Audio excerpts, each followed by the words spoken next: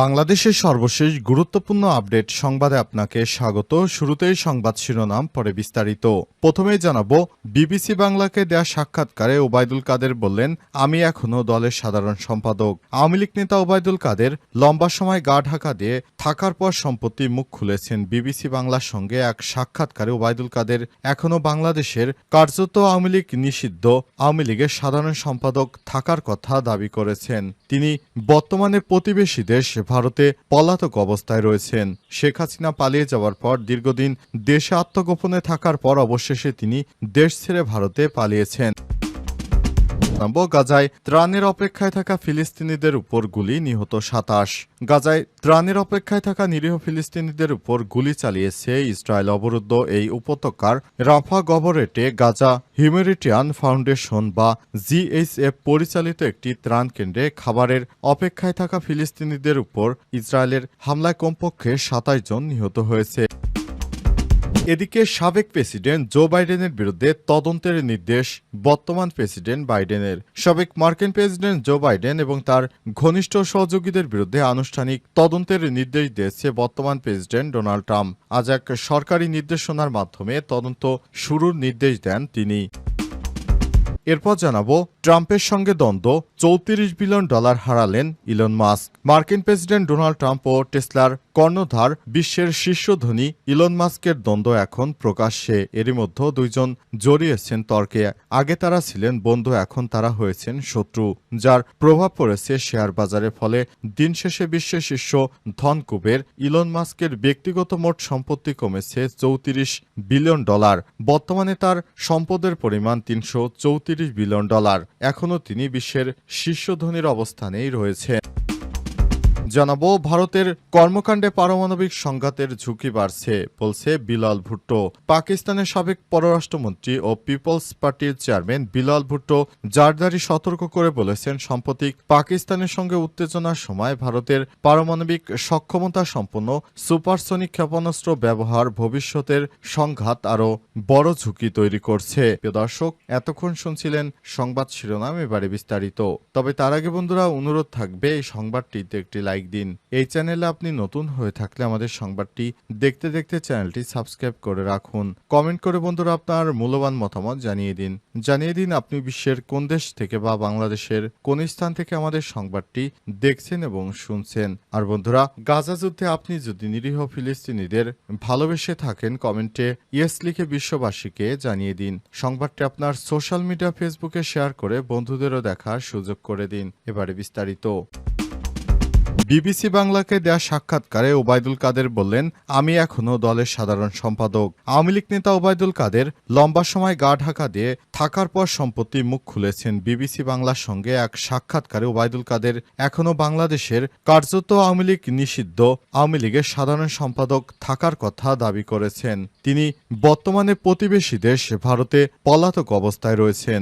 শেখ হাসিনা পালিয়ে যাওয়ার পর দীর্ঘদিন দেশে আত্মগোপনে থাকার পর অবশেষে তিনি দেশ ছেড়ে ভারতে পালিয়েছেন। প্রতিবেশী দেশ ভারতের কলকাতায় বর্তমানে অবস্থান করছেন ওবায়দুল কাদের। সেখান থেকেই তিনি বিবিসি বাংলার সঙ্গে কথা বলেছেন। কাদের দাবি করেছেন, জুলাই গণঅভ্যুত্থানে আওয়ামী লীগের শাসনের পতনে ৩ মাস তিনি বাসা বদল করে আত্মগোপনে ছিলেন। বিশেষ করে তিনি ঢাকায় ছিলেন। শেষ পর্যন্ত গত বছরের নভেম্বর মাসে তিনি নিরাপদে দেশ ছেড়ে পালিয়ে গেছেন। ছাত্র জনতার সেই আন্দোলনে স্বাস্থ্য অধিদপ্তরের হিসাব অনুযায়ী ৮০০-র বেশি হত্যাকাণ্ড ও দমনপীড়ন চালানোর অভিযোগের ক্ষেত্রে ক্ষমতাচ্যুত আওয়ামী লীগ এর নেতৃত্বের কোনো অনুশোচনা নেই। তাদের ক্ষমা চাওয়া বা ভুল স্বীকারের কোনো লক্ষণও দৃশ্যমান নয়। এ নিয়ে দেশের রাজনীতিতে নানা আলোচনা চলছে।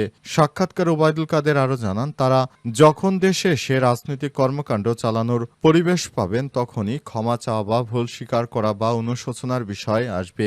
ছাত্রদের সেই আন্দোলনে নিজেদের কিছু ভুল এবং পরিস্থিতি নিয়ে তাদের মধ্যে আলোচনা হচ্ছে বলে উল্লেখ করেছেন তিনি। তার দাবি, আওয়ামী লীগ সরকার পতনের আন্দোলনকে গণ আন্দোলন বলা ঠিক হবে না। এতে উত্থান হয়েছে সাম্প্রদায়িক শক্তির। আওয়ামী লীগের শাসনের পতনের দিনই গত বছর ৫ই আগস্ট শেখ হাসিনা ভারতে পালিয়ে যায়। দলটির এবং তাদের সরকারের মন্ত্রী সংসদ সদস্যরা এক এক করে বিশ্বের বিভিন্ন রাষ্ট্রে পালিয়ে যেতে থাকে। শেষ পর্যন্ত শেখ হাসিনা দিল্লিতে আশ্রয় নিয়েছেন। গাজায় ত্রাণের অপেক্ষায় থাকা ফিলিস্তিনিদের উপর গুলি, নিহত ২৭। গাজায় ত্রাণের জন্য অপেক্ষায় থাকা নিরীহ ফিলিস্তিনিদের উপর গুলি চালিয়েছে ইসরায়েল অবরুদ্ধ এই উপত্যকার রাফা গবরেটে গাজা হিউম্যানিটেরিয়ান ফাউন্ডেশন বা জিএইচএফ পরিচালিত একটি ত্রাণ কেন্দ্রে খাবারের অপেক্ষায় থাকা ফিলিস্তিনিদের উপর ইসরায়েলের হামলায় কমপক্ষে ২৭ জন নিহত হয়েছে। ইসরায়েলের এবং মার্কিন যুক্তরাষ্ট্র সমর্থিত বিতর্কিত ওই গোষ্ঠীর ত্রাণ বিতরণ কার্যক্রম নিয়ে তীব্র বিতর্ক উঠেছে, কারণ শুরু থেকে সেখানে বিশৃঙ্খলা দেখা দিয়েছে এবং খাবারের অপেক্ষায় থাকা ফিলিস্তিনিদের উপর ইসরায়েলি বাহিনী অন্যায়ভাবে গুলি চালাচ্ছে। এদিকে ত্রাণ বিতরণ কেন্দ্রের কাছে ফিলিস্তিনিদের হত্যার ঘটনায় স্বাধীন তদন্তের আহ্বান জানিয়েছে জাতিসংঘের মহাসচিব অ্যান্টোনিও গুতেরেস। ত্রাণ সংগ্রহ করার জন্য অপেক্ষায় থাকা লোকজনের উপর ইসরায়েলি বাহিনীর গুলি চালিয়ে বিভিন্ন গণমাধ্যমের খবরে বিষয়টি উঠে এসেছে। গত ২৭ মে জিএইচএফ এর কার্যক্রম শুরু হওয়ার পর থেকে প্রতিদিনই ত্রাণ কেন্দ্রে খাবারের অপেক্ষায় থাকা লোকজনের উপর গুলি চালাচ্ছে দখলদার ইসরায়েলি বাহিনী। এ অবস্থায় নিরীহ ফিলিস্তিনিদের উপর ত্রাণ দেওয়ার কথা বলে তারা তাদেরকে ডেকে নিয়েও হত্যা করছে। এদিকে ইসরায়েলি সামরিক বাহিনী জানিয়েছে গাজার উত্তর অঞ্চলে জাবালিয়া এলাকায় তাদের ৩ সেনা সদস্য নিহত হয়েছে। গাজা স্বাস্থ্য মন্ত্রণালয়ের বরাত দিয়ে আল জাজিরার এক প্রতিবেদনে বলা হয়েছে, যেখানে সংঘাতের শুরু থেকে এখন পর্যন্ত ৫৪,৩৮১ জন নিরীহ ফিলিস্তিনি নিহত হয়েছে। এছাড়াও আহত হয়েছে আরও ১,২৪,০৫৪ জন। ট্রাম্পের সঙ্গে দ্বন্দ্ব, $৩৪ বিলিয়ন হারালেন ইলন মাস্ক। মার্কিন প্রেসিডেন্ট ডোনাল্ড ট্রাম্প ও টেসলার কর্ণধার ইলন মাস্কের দ্বন্দ্ব এখন প্রকাশ্যেরই মধ্যে দুইজন জড়িয়েছেন তর্কে, যার প্রভাব পড়েছে শেয়ার বাজারে। ফলে দিন শেষে বিশ্বের শীর্ষ ধনকুব ইলন মাস্কের ব্যক্তিগত মোট সম্পত্তি কমেছে $34 বিলিয়ন। ব্লুমবার্গের তথ্যমতে বিলিয়নিয়ার ইন্ডেক্স এমন তথ্য নিশ্চিত করেছে। মূলত টেসলা ও স্পেসএক্সের শেয়ার দর কমে যায় এমন পরিস্থিতি তৈরি হয়েছে। তবে তিনি এখনও বিশ্বের শীর্ষ ধনী রয়েছেন। তার মোট সম্পত্তির পরিমাণ এখন দাঁড়িয়েছে $৩34 বিলিয়ন।